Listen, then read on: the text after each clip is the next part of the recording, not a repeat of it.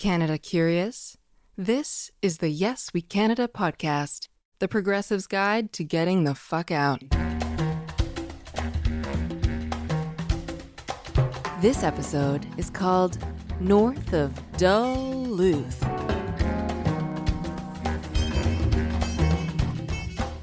Hi, I'm Matt Zimble. And I'm Mio Edelman. I understand, for years, you've heard that Canadians are a nice people. Canadians are a polite people. And let's be completely honest here, you've also quietly heard that Canadians are a dull people.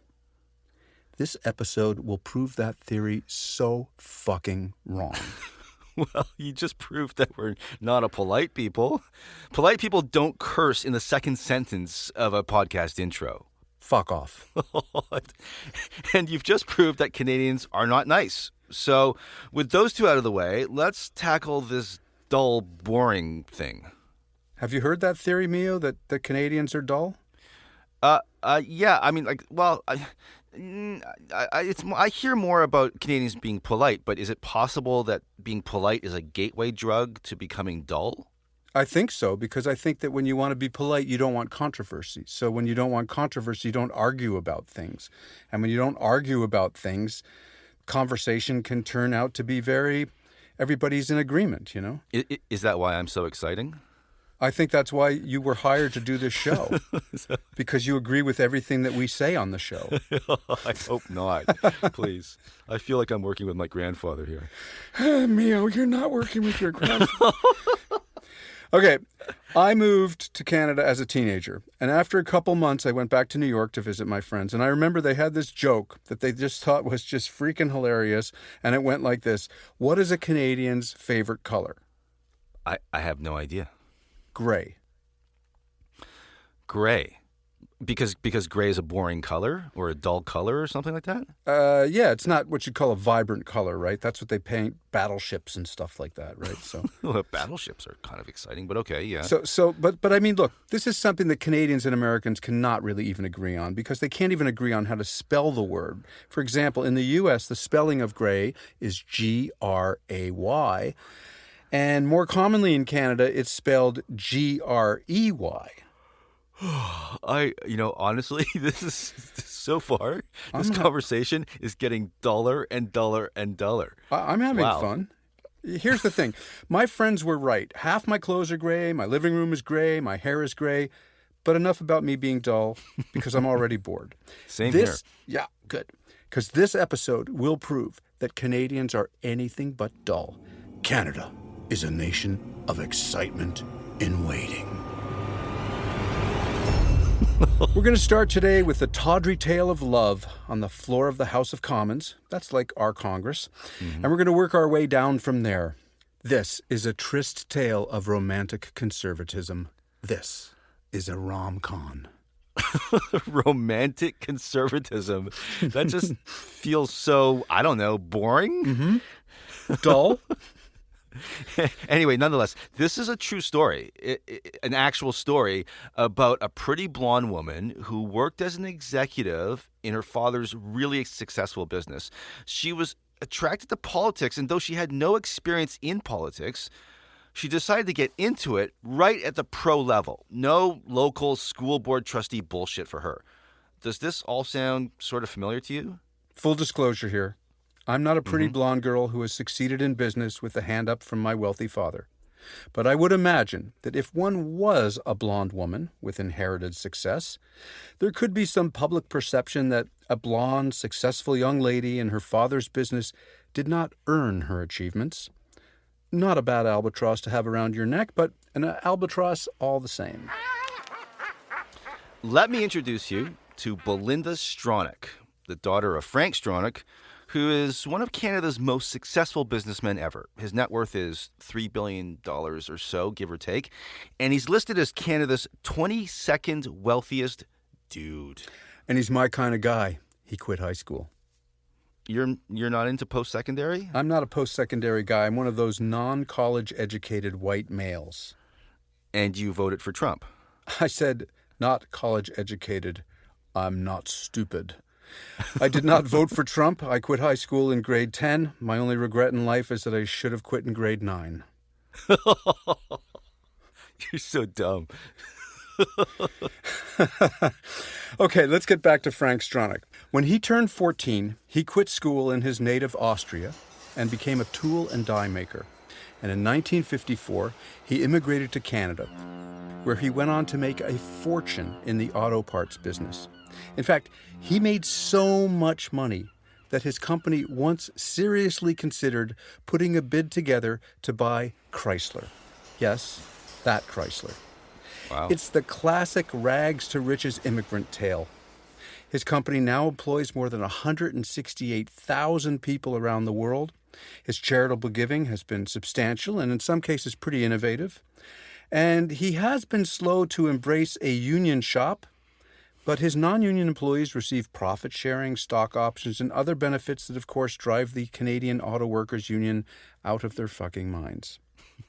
His company, Magna International, has come close to collapse a number of times and has always just barely escaped demise.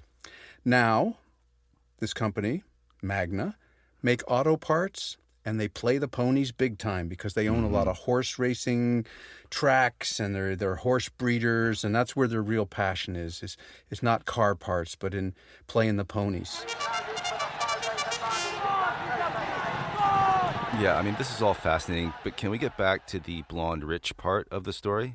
Go, blonde ambition, it's all yours. Here's the difference between our blonde rich girl and your blonde rich girl. Ours actually got elected. Mm-hmm. Belinda ran as a Conservative Party candidate in the district where Pops was one of the biggest employers. So she won by a margin of about, 689 votes. That's not a lot. No. So Belinda Stronach gets to Ottawa, that's our Washington, and she starts dating another young member of Parliament named Pete. Peter MacKay is not just another member. He's been voted sexiest MP on the Hill for 6 years in a row. According to who? Who gets the vote? I don't know. This doesn't sound very corporate. No, it doesn't, does it? Now, trust me, the competition is not that rigorous. Like, you may have heard that politics is also known as show business for ugly people. So Pete comes from a Nova Scotia political dynasty. His father was a cabinet minister in the Brian Mulroney government of the early 1990s. In fact, his dad was the Minister of National Revenue. Then he became the Minister of Public Works. Oh, wow. Then Stop it. This is really, you are actually making this a very dull story. Okay, but stick with me, because if you don't know this story already, Mio, it's going to blow your mind. What, the story about Elmer MacKay? No, the story about Belinda and Pete. Yeah, no, that's what I want. I just don't need the father's resume. Look, I'm Canadian now. I have taken on some of the dull ballast of my citizenship. I know, but you gave me the abridged biography of Frank Stronach, and now you gave me sort of the brief bio of Elmer MacKay. I want to hear the rom-con. Yes, we Canada. Podcasting made dull. Romantic conservatism. It sounds like something you'd get at the church in Rome. So Belinda and Pete are having a great time in Ottawa. They're dating, they're legislating on the opposition benches. And then, after a few caucus meetings, Belinda realizes, holy fuck, these conservatives are so mean. Mm-hmm. They don't believe in climate change. They're reducing funding to the arts. They're against gay marriage.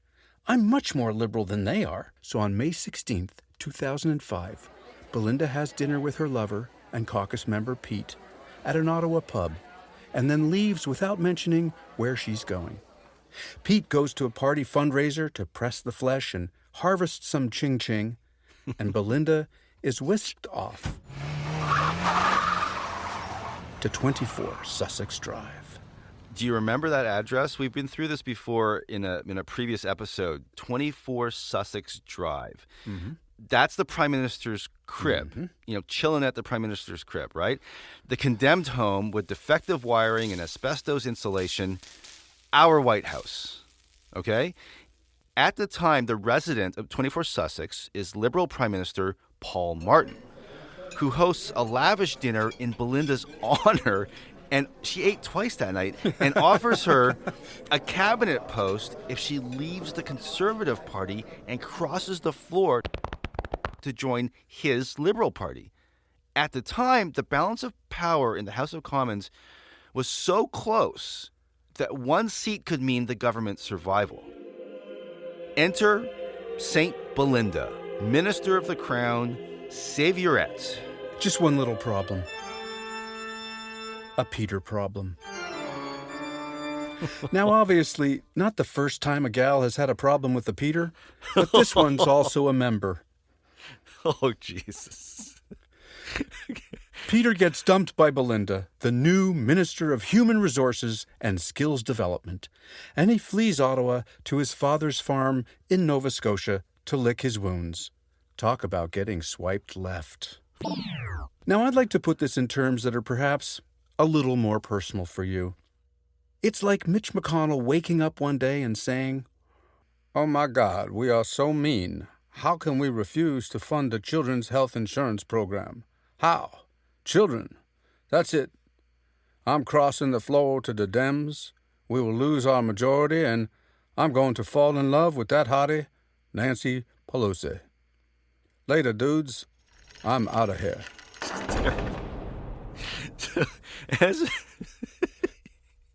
And as you're about to learn, the right is righteous.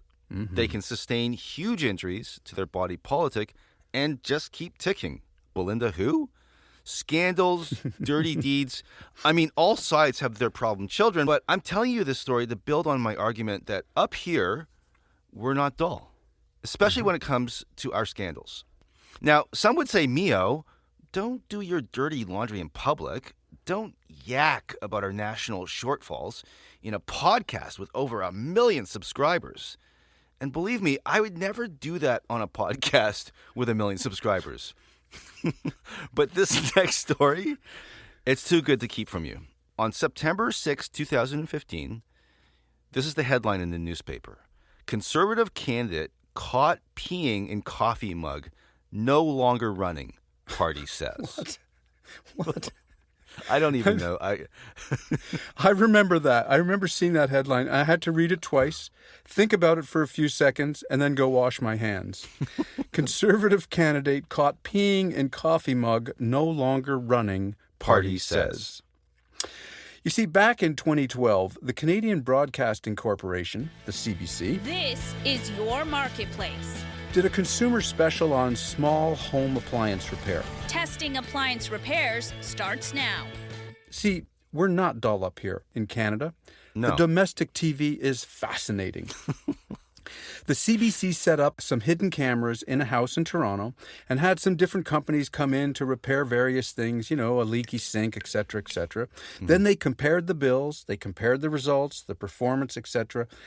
Look, you know the drill. You've seen one consumer show, you've seen them all, until the repair guy whips out Jumbo, pees in a coffee cup, pours it down the sink, then puts the cup back in the cupboard. I mean, come on. We've all done that, right? On TV? So this story gets even more bizarre. Then the guy decides to run for a conservative seat in the House of Commons. He gets vetted by the party, and for some reason the question, have you ever peed in a coffee cup while repairing a sink and be recorded by a hidden camera during a consumer television show? That question strangely never comes up. You'll find a Canadian vetting to be very polite. Asking a question about bodily functions is just very much not polite. Absolutely. Now, Tom Mulcair, who was at the time the leader of the opposition of the New Democratic Party, which is like our Bernie bros type of thing, social democrats, he holds a press conference to address the other party's pee in a coffee cup problem and says, quote, "This must be someone who's adept at the Conservative Party's trickle-down theory of economics. Any other questions?" Did he really say that? He did.